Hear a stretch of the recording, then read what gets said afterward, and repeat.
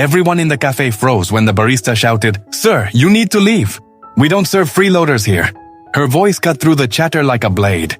Coffee cups stopped mid-air. I looked down. Faded hoodie, paint stains, messy hair.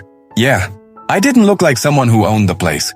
I'd only come in to grab a cup of espresso, the same roast I supply to all my franchise cafes. But to her, I was just another stranger taking up space. People stared. One guy even chuckled, whispering something about broke dreamers. What they didn't know was 3 years ago, I was worse than broke.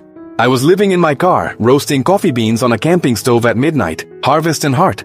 That was the name I scribbled on my first bag of beans, handmade labels taped with hope. Every success I'd built came from those sleepless nights and burnt fingers. So yeah, getting yelled at in a cafe that bore my logo felt almost poetic. Then chaos hit. A customer slammed his drink on the counter, shouting at the same barista for getting his order wrong. Her hands shook, eyes filling with tears. I stepped between them and said, "Hey, she's doing her best. Back off." The man shoved me and barked, "Mind your business, old man." Cups crashed, coffee splattered across the counter. People gasped. Emma, the barista, panicked and yelled, "Just go, please." Before this gets worse, I stared at her, hurt but calm. Then, slowly, I reached into my wallet. I pulled out a gold card with the cafe's logo and my signature engraved beneath it. The manager's face drained of color. "Harvest and Heart," I said quietly. "It's my company." The shouting man went pale. Emma froze, hands trembling, eyes wide.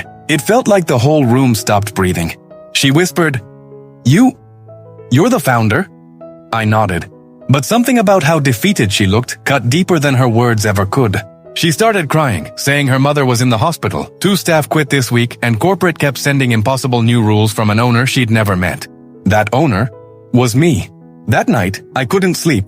I realized that while I'd built a successful brand, I'd failed to build empathy into it. I'd forgotten the people actually serving the coffee.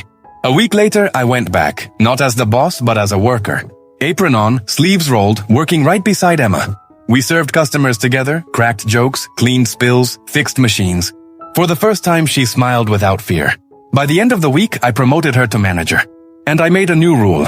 Every franchise owner must spend 1 day a month behind the counter, no exceptions.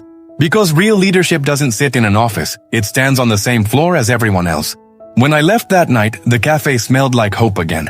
And for once, nobody cared who owned it. They just cared that it felt human.